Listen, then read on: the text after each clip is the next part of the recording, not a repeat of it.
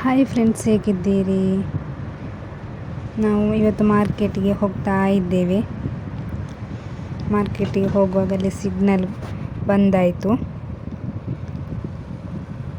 Traffic ತುಂಬ ಆಯಿತು. ಈಗ ನಾವೀಗ ಹೋಗ್ತಾ ಇದ್ದೇವೆ. ಈಗ ಫೈನಲಿ ನಮ್ಮ ಮಾರ್ಕೆಟ್ ಸಿಕ್ಕಿತು. ಸಫಾರಿ ಮಾಲ್, ಅಲ್ಲಿಗೆ ಹೋಗೋದು ನಾವು.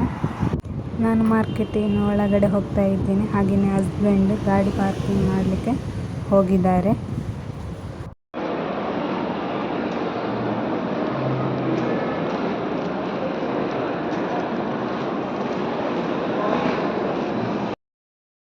ಪರ್ಚೇಸ್ ಎಲ್ಲ ಆಯಿತು.